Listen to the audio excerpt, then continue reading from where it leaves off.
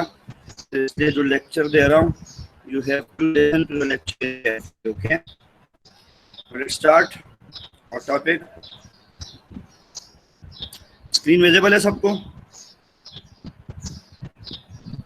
Yes sir. Okay, let's start with chapter number 6. Chapter 6 is also regarding classification, and here we have to study kingdom plantae. Okay, so plants के बारे में हमने पढ़ना है, bryophytes and trachophytes are the two groups of plants which we have to discuss here today, and this is the last chapter regarding classification. तो हमने start किया था चैप्टर 4 से, और चैप्टर 4 से ऑनवर्ड चैप्टर 8 तक जितने भी चैप्टर्स थे वो सारे क्लासिफिकेशन के चैप्टर्स थे जो कि हमने सारे पढ़े हैं. This is the last chapter we are going to discuss today. So the topic is bryophytes and trachophytes. Okay, we are going to study part 1 first. Part 1 में हमने सबसे पहले plants के बारे में पढ़ना कि what are plants basically. So when somebody asks you that what is plant, so you are going to define that plant is any member of kingdom plantae that is comprising multicellular. Okay, typically they produce their own food from inorganic matters by the process of photosynthesis, and that have more or less rigid cell wall containing cellulose. इसका मतलब क्या हुआ कि plants जो हमारे पास है इनको हम डिफाइन कैसे करेंगे कि ये किंगडम प्लांटी का कोई भी एक मेंबर है जो कि मल्टीसेलुलर होता है. ओके, ये अपना फूड खुद बनाता है by the process of photosynthesis, और इसके अंदर एक रिजिड, एक सख्त सेल वॉल प्रेजेंट होगा जो कि नॉन लिविंग होगा, और ये सेल वॉल सेलुलोज से बना हुआ होगा, यानी कार्बोहाइड्रेट के कंपाउंड से बना हुआ होगा. तो अगर आपसे अभी प्लांट के बारे में कोई पूछे कि what are plants, you are going to define plant particularly in this manner that they are the member of kingdom plantae comprising multicellular organism that typically produce their own food from inorganic matters by the process of photosynthesis, and that have more or less rigid cell wall that contain cellulose. Okay, is there any problem in the definition?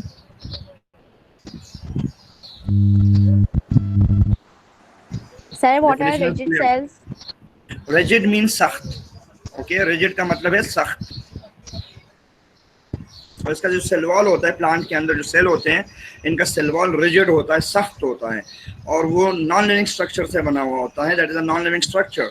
So that is made up of cellulose, and cellulose is a compound of carbohydrate. ये carbohydrate के compound से बना हुआ होता है. Clear? This is how we are going to define a plant. Cellulose is not living, cellulose is non-living बेटा. Cell wall cellulose से बना होता है, नॉन लिविंग ऑर्गेनिक कंपाउंड है, ठीक है, और ये कार्बोहाइड्रेट से. जी सर, सेल वॉल ही होता है ना जो दूसरे बॉडी के पार्टिकल्स को सेल के अंदर नहीं आने देता? नहीं, सेल वॉल नहीं होता. सेल वॉल जो है, याद रखिए, सेल वॉल जो है परमिएबल होता है, वो हर चीज को अलाउ करता है, वो शेप प्रोवाइड करता है, ठीक है. It's normally providing the shape. But जो हमारे पास सेल मेम्ब्रेन होता है, सेल मेम्ब्रेन बेसिकली कुछ चीज़ों को अलाउ करता है, कुछ को नहीं करता, तो वो सेमी परमिएबल होता है. But cell wall is permeable, वो अलाउ करता है सारी चीज़ों को कि वो पास करे, बट बेसिकली वो एक शेप प्रोवाइड करता है. तो प्लांट्स के अंदर जो शेप होता है सेल का, that is a particular shape. That particular shape is because of the cell wall present in them. So that cell wall is a firm and hard structure which normally give them a particular shape. Plant के अंदर different regions के अंदर जो cells present होते हैं उनका particular shape होता है. That we are going to study in chapter number 2. आपको सारे सेल्स एंड टिश्यूज वगैरह जब आप पढ़ेंगे तो आपको सेल्स का स्ट्रक्चर नजर आएंगे कि इनका पर्टिकुलर सेल का स्ट्रक्चर होता है. तो that particular cell structure is due to the cell wall. ठीक है, डिफिनेशन में अभी कोई problem? No sir. Okay, very good. Now let's move towards the next topic, types of plants. दुनिया के अंदर जितने भी plants available है, these all plants are divided into two categories. Okay, the first category is known as bryophytes, and the second category is known as trachophytes. Okay, so there are two kinds of plants present in the world, bryophytes and trachophytes. Okay, let's discuss first bryophytes, then we'll discuss trachophytes as well. So bryophytes क्या होते हैं? Bryophytes are multicellular eukaryotic chlorophyllous non-vascular plants. या term याद रखना, non vascular. Okay, non vascular का मतलब ये होता है कि इसके अंदर जो कंडक्टिंग टिश्यूज होते हैं, यानी जो जाइलम और फ्लोएम होते हैं, वो इनके अंदर नहीं होते। ठीक है, remember xylem and phloem are two types of tissues जो प्लांट्स के अंदर, जो बड़े प्लांट्स होते हैं उनके अंदर प्रेजेंट होते हैं, और जो अर्ली एंड छोटे प्लांट्स होते हैं उनके अंदर ये टिश्यूज प्रेजेंट नहीं होते। तो जिन प्लांट्स के अंदर ये टिश्यूज प्रेजेंट नहीं होते वो ब्रायोफाइट्स कहलाते हैं, और जिनके अंदर ये वस्कुलर बंडल्स या you can say conducting tissues xylem और फ्लोएम प्रेजेंट होते हैं तो वो ब्रायोफाइट्स कहलाते हैं। अब जाइलम और फ्लोएम होते क्या है? ये टिश्यूज होते हैं। इनका काम क्या है? जाइलम का काम ये होता है कि वो ज़मीन से रूट्स के जरिए वाटर को एब्जर्व करे और उसको लीव्स तक पहुंचाए, so that that water should be used by the plant for the process of photosynthesis. And what about the phloem? Phloem क्या करता है? जब खुराक प्रिपेयर हो जाए, in the leaves and the food is prepared, then that food is being distributed by the help of the phloem to different regions of the plant. तो plant के जो डिफरेंट रीजन्स होते हैं वहां तक फूड सप्लाई करना होता है। That supply of the food is done by the phloem. Okay, the water conduction is done by the xylem and the supply of food is done by the phloem. So bryophytes क्या होते हैं? Non vascular होते हैं, उनमें ये चीजें नहीं होती। They are the most simplest plants, बहुत सिंपल प्लांट्स होते हैं, and they grow along the ground. Ground के करीब करीब ग्रो करते हैं, ग्राउंड से ऊपर नहीं ग्रो करते, क्योंकि इनके ऊपर पानी नहीं जा सकता, इनके अंदर xylem phloem नहीं होता। ठीक है, then they have cell wall. The cell wall is made up of cellulose. That's why the plants है तो cell wall cellulose से बना होगा। And their zygote develops into an embryo. जो इनके young one होते हैं, okay, जो young one होते हैं वो किस में कन्वर्ट होते हैं? एक शेल में कन्वर्ट होते हैं, एक एम्ब्रियन में कन्वर्ट होते हैं। ठीक है, तो इनके जो जब एक न्यू ऑर्गेनिज्म बनता है, उस न्यू ऑर्गेनिज्म का जो जाइगोट होता है वो किस में कन्वर्ट हो जाता है? एम्ब्रियो में। Embryo is a kind of seed, seed की तरह स्ट्रक्चर होता है, बट डेवलप सीड नहीं होता। ठीक है, एम्ब्रियो के बाद सीड बनता है। तो कुछ प्लांट्स के अंदर सीड्स बनते हैं और कुछ प्लांट्स के अंदर सीड्स नहीं बनते। So you can say the premature form of the seed is basically the embryo. The embryo क्या है? प्लांट का जो सीड होता है उसका जो प्रीमेच्योर फॉर्म होता है, वो प्रीमेच्योर फॉर्म जो है वो एम्ब्रियो कहलाता है। ठीक है, तो ब्रायोफाइट्स के अंदर ये एम्ब्रियो सीड्स में नहीं कन्वर्ट होता, बल्कि इसमें से स्पोर्स बनते हैं। ठीक है, और गेमेटो जो हमारे पास ट्रैक्योफाइट्स होते हैं उनके अंदर फिर ये जो है वो सीड में कन्वर्ट होता है, कुछ में और कुछ में नहीं होता। सो अगेन ब्रायोफाइट्स क्या है? मल्टीसेलुलर है। ठीक है, यानी एक से ज्यादा सेल से बॉडी बनी हुई होती है। Eukaryotic means that they have a true nucleus present in their cell. Okay, chlorophyllous means they have the chlorophyll present in their body. They are non-vascular means they do not have the xylem and phloem present in them. The cell wall is made up of cellulose and the zygote develops into an embryo. These are bryophytes. ये bryophytes है। इसके characters अभी हम discuss करेंगे, लेकिन अगर definition में कोई प्रॉब्लम है किसी को तो पहले वो डिफिनेशन पूछे। जी रुबाब। Yes Rubab, what are you saying? Sir, what is zygote? Zygote का मतलब होता है यंग वन। जो नया ऑर्गेनिज्म बनता है ना, न्यू प्लांट्स जो बनेगा वो जायगोट कहलाएगा।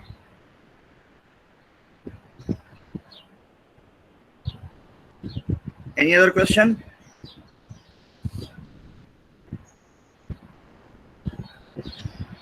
अच्छा, डेफिनेशन रुबाब देखें आप, जो हमारे पास ब्रायोफाइट्स होते हैं, ब्रायोफाइट्स का सबसे पहली क्वालिटी के ये मल्टी सेलुलर होंगे, यानी इनका जो ओके इसको कोई प्रॉब्लम नहीं है। ठीक है, ब्रायोफाइट्स के अंदर हमारे पास सबसे पहले क्वालिटी होंगी कि ये मल्टी सेलुलर होंगे। Their body will be made up of more than one cell. ठीक है, सेकंड क्वालिटी इनके अंदर ये यूकैरियोटिक होंगे। It means that they will be having a true nucleus present inside their body. Third quality इनकी ये होगी कि ये क्लोरोफिलस होंगे, इनके अंदर क्लोरोफिल प्रेजेंट होगा, ग्रीन पिगमेंट प्रेजेंट होगा, which allow them to prepare their food. Okay, then their cell wall is made up of cellulose. Cell wall किससे बना होगा? सेलुलोज से बना हुआ होगा। और उसके बाद इनका जो जायगोट होगा, जो यंग वन होगा, वो एम्ब्रियो में डेवलप होगा, एक प्रीमेच्योर सीड में डेवलप होगा। तो ये हमारे पास जो है क्वालिटीज है किसकी? ब्रायोफाइट्स की। जो सिंपलेस्ट प्लांट्स है उनकी क्वालिटीज है हमारे पास, या इनके डिफिनीशन है। अभी हम इनकी प्रॉपर्टीज को भी डिस्कस करेंगे। ठीक है जी, बिल्कुल बिल्कुल सब में होता है। ठीक है, एनी अदर क्वेश्चन?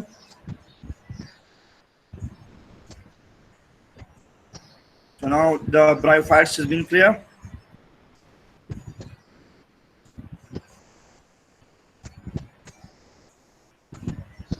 अगर टॉपिक क्लियर होता है ना तो रिस्पॉन्स थोड़ा जल्दी दिया करे, टाइम नहीं वेस्ट किया करे। Yes, sir. गुड, चलिए now the most important next topic, this is the most important topic, okay?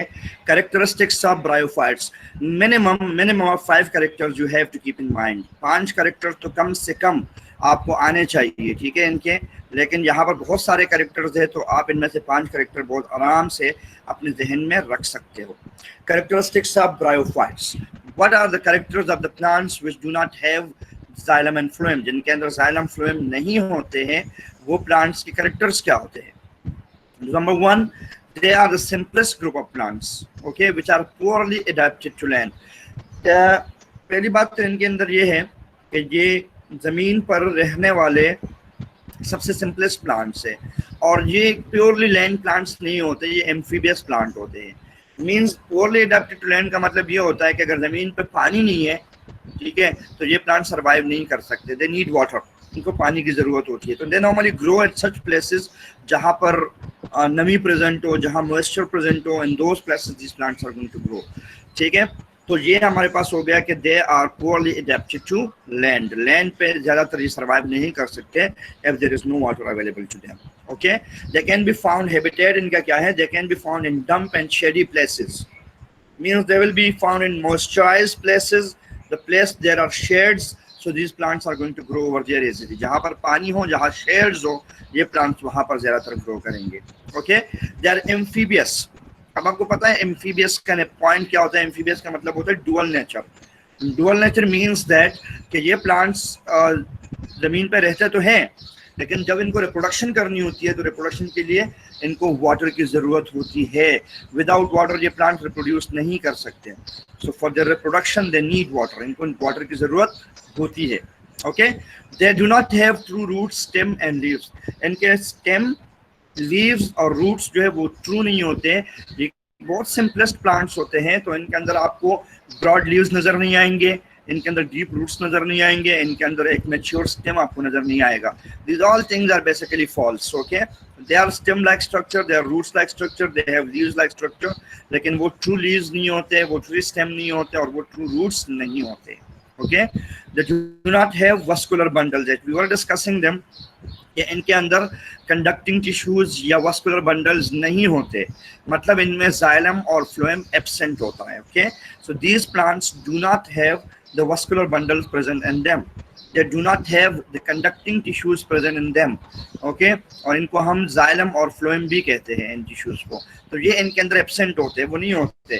और इनका फंक्शन भी मैंने आपको बताया कि जाइलम का फंक्शन क्या है, कंडक्ट करता है जमीन में से नमक को और पानी को और प्लांट के ऊपर वाले पार्ट्स तक लेकर जाता है। और ऊपर वाले पार्ट्स में यानी लीव्स के अंदर जब फूड बनता है तो उसके बाद वो फूड डिस्ट्रीब्यूट करता है कौन? वो डिस्ट्रीब्यूट करता है फ्लोएम। तो ये वस्कुलर प्लांट्स में होते हैं, इन प्लांट्स में ये चीजें नहीं होती है, एब्सेंट होती है, okay. Instead of roots, roots की बजाय इनमें रूट्स नहीं होते ट्रू, तो रूट्स के बजाय इनमें unicellular root like structure present होते हैं, root hairs like structure present होते हैं। वो रूट हेयर्स लाइक स्ट्रक्चर जो है उसे राइजोइड कहते हैं। और इसकी मैं सिंपल मिसाल आपको दूं, जो लॉन के अंदर ग्रास प्रेजेंट है, okay, these grasses are the example of bryophytes, ये bryophytes के examples हैं। तो there you can see कि उनको अगर आप निकाल के देखते हो तो उनमें true roots नहीं present होते, बल्कि वहाँ पर hairs like structure present होती है। Those hair like structures are known as rhizoid, उनको rhizoids कहते हैं, ठीक है। उनके अंदर true stem नहीं होता, उनके अंदर जो है आप बार्क नहीं देखेंगे, उसमें बार्क नहीं होता। उनके अंदर आप लीव्स देखेंगे तो लीव्स उनके बिल्कुल पतले से ट्रू लीव्स नहीं होते वो। तो ये इनके कैरेक्टर्स होते हैं, ग्रास लॉन, जो लॉन ग्रास होते हैं इनके कैरेक्टर्स हैं, जो ब्रायोफाइट्स के कैरेक्टर्स में आता है। दे डू नॉट हैव स्टोमेटा, याद रखना इन प्लांट्स को वाटर की जरूरत होती है, they require water for their process of reproduction. So normally इनके जो लीव्स होते हैं उनके अंदर स्टोमेटा नहीं होता, because you know what is the function of stomata. Stomata allow the excess amount of water to evaporate, ठीक है, ट्रांसपायर करने देता है पानी को। तो इसलिए स्टोमेटा यहाँ पर नहीं होता, ताकि पानी जो है वो ट्रांसपायर ना कर सके, क्योंकि पानी इनको जरूरत होती है, they need the water, okay. Then they show heteromorphic alternation of generation. Alternation of generation means that they have two different generation in their life cycle. इनका लाइफ साइकिल होता है, जब प्लांट्स अपना लाइफ साइकिल कंप्लीट करता है तो वो life cycle जो इनका होता है वो दो डिफरेंट फॉर्म्स में होता है। हेटेरोमॉर्फिक का मतलब, हेटेरो का मतलब होता है डिफरेंट, ओके, और मॉर्फिक मॉर्फोलॉजी से निकला है। सो बोथ द जनरेशन, जो दोनों जनरेशन होती है वो मॉर्फोलॉजिकली डिफरेंट होती है। दो जनरेशन है इनकी। पहला जनरेशन कहलाता है गैमेटोफाइट जनरेशन, ओके। गैमेटोफाइट का मतलब है गैमीट्स फॉर्मिंग जनरेशन। इसमें गैमीट्स बनते हैं, और गैमीट्स क्या होते हैं? रिप्रोडक्टिव सेल्स होते हैं, ठीक है। Male and female reproductive cells बनते हैं। So those males and female reproductive cells are basically formed in one generation, that is known as gametophyte generation. And the second generation, that is sporophyte generation. sporophyte generation जो होता है वो इनका recessive generation होता है, या dominant नहीं होता, और उस जनरेशन के अंदर स्पोर्स फॉर्म होते हैं। तो जो सीजनल चेंजेस आती है, you see the seasonal changes, normally जब बरसात का मौसम होता है, ठीक है, तो ये प्लांट्स गैमेटोफाइट जनरेशन करते हैं। And when there is a dry season, in the dry season they form sporophyte generation.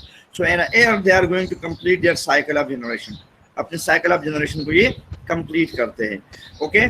These plants have the male sex organs, and their male sex organs are called antheridia. Cells होते हैं जो इनकी body के अंदर present होते हैं, उनको हम कहते हैं एंथ्रेडिया। और ये एंथ्रेडिया इनके मेल सेक्स ऑर्गन्स होते हैं। ये एंथ्रेडिया के अंदर इनके स्पर्म प्रेजेंट होते हैं, okay.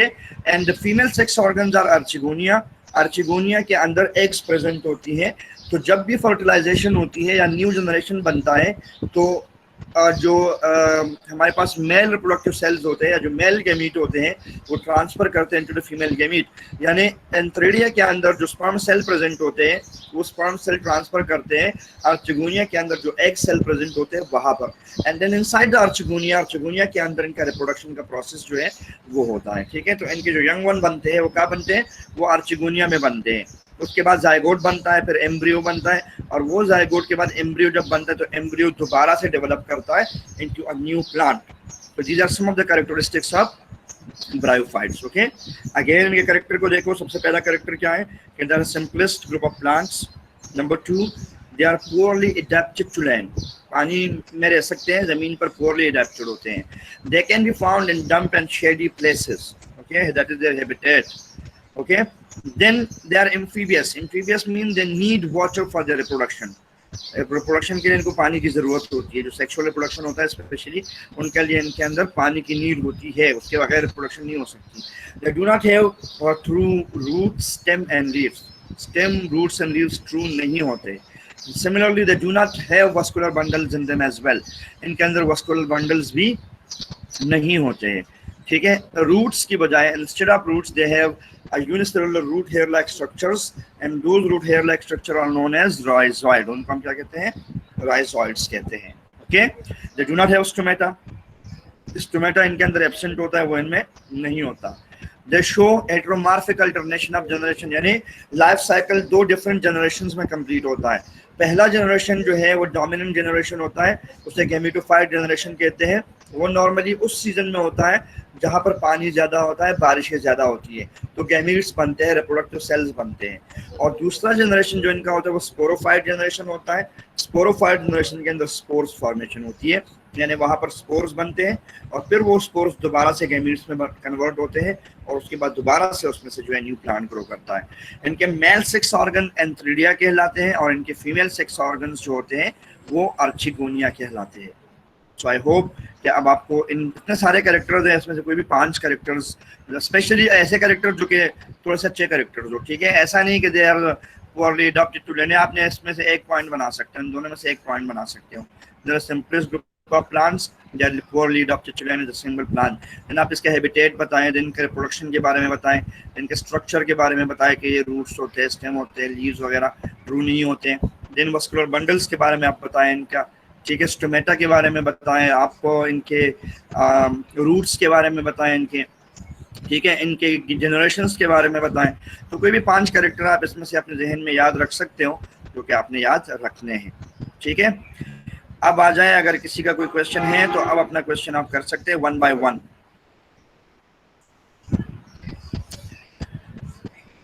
How they work if they do not have true roots? अच्छा, रूट्स इनके अंदर रूट हेयर लाइक स्ट्रक्चर होते हैं, ट्रू रूट्स नहीं होते, जमीन के अंदर डीप नहीं होते, जमीन के सरफेस के करीब करीब प्रेजेंट होते हैं, छोटे छोटे प्लांट्स होते हैं और जमीन के सरफेस के पास प्रेजेंट होते हैं, so they are not present deep down, ये डीप नहीं प्रेजेंट होते, ठीक है। दूसरा, इसमें ग्रीन कलर क्लोरोफिल प्रेजेंट होता है, तो that chlorophyll helps them in the preparation of their food, अपना फूड की प्रिपरेशन में उनको हेल्प कर रहा होता है। इनका स्टेम के अंदर भी क्लोरोफिल प्रेजेंट होता है और इनके जो यानी जो स्टेम लाइक स्ट्रक्चर्स होते हैं या इनके जो लीव्स लाइक स्ट्रक्चर होते हैं उनमें क्लोरोफिल प्रेजेंट होता है।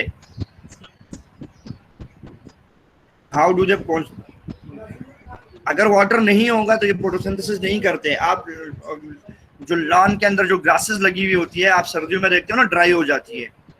क्यों ड्राई होती है? अगर पानी नहीं मिलता उनको मुसलसल तो वो ड्राई हो जाता है। अगर मुसलसल आप पानी दोगे तो ग्रीन रहेगा, वो ड्राई नहीं होगा, वो खराब नहीं होगा। लेकिन अगर आप उसको पानी नहीं दोगे तो वो क्या हो जाएगा, वो ड्राई हो जाएगा। तो दे नीड वाटर, डेफिनेटली उनको पानी की जरूरत होती है। फोटोसिंथेसिस नहीं होगा अगर वाटर नहीं होगा तो। सेक्सुअल का मतलब ये होता है कि दो पेरेंट्स बनते हैं, एक मेल और एक फीमेल, तो इनमें मेल और फीमेल पार्ट्स प्रेजेंट होते हैं। नहीं, सीवीड इनकी एग्जांपल में नहीं आती बेटा। सीवीड्स जो है ना, ये अलगा के एग्जांपल में आती है, अभी हम पढ़ेंगे।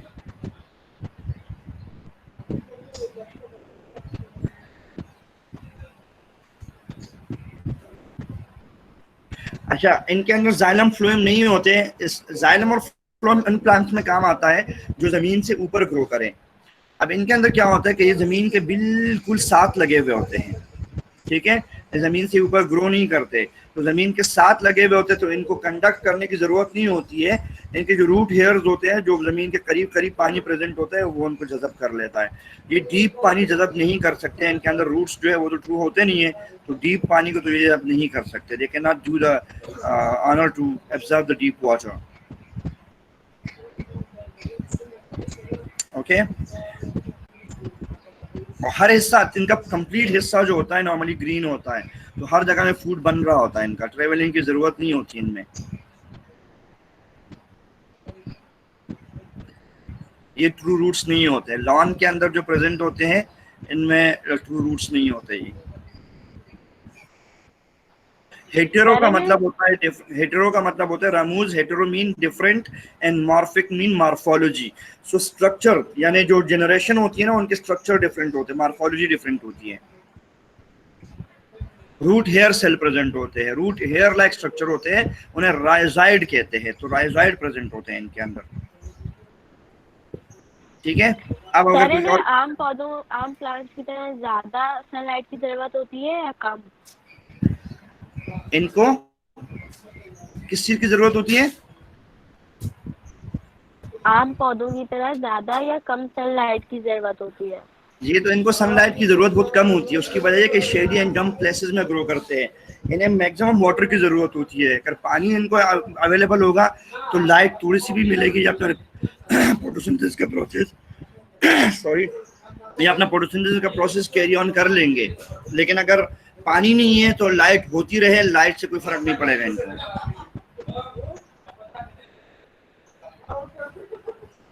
अभी एग्जाम्पल बता रहा हूँ, ठीक है, बरीरा एग्जाम्पल दिखा रहा हूँ मैं। एक एग्जाम्पल तो मैंने आपको बताई कि ये जो लॉन के अंदर जो ग्रास लगा हुआ है, ये जो है हमारे पास ब्रायोफाइट्स की एग्जाम्पल्स में आती है। उसको मुसलसल पानी की जरूरत होती है। आपको पता है ना, डेली उसको पानी दिया जाता है। अगर पानी नहीं देंगे हम कुछ अर्सा तो वो ड्राई हो जाएंगे, खत्म हो जाएंगे, क्योंकि वो डीपली तो जा नहीं सकते, जमीन के अंदर डीपली अपना पानी एब्जर्व कर नहीं सकते। तो when they can not absorb their deep water from the ground, definitely they will die. तो हमें मुसलसल उनको पानी देना पड़ता। नहीं, लोटस इसके एग्जाम्पल में नहीं आता। लोटस तो फ्लोटिंग प्लांट है, वो तो पानी के सरफेस पे ग्रो करता है, वो इसके एग्जाम्पल में नहीं आता वो, ठीक है। वो तो ट्रैक्योफाइट्स है, वेल डेवलप्ड प्लांट होता है। So I'm going to show you some of the examples of these plants. अभी मैं आपको दिखा रहा हूँ इनके कैरेक्टर्स, इनके जो है वो क्लासिफिकेशन दिखा रहा हूँ।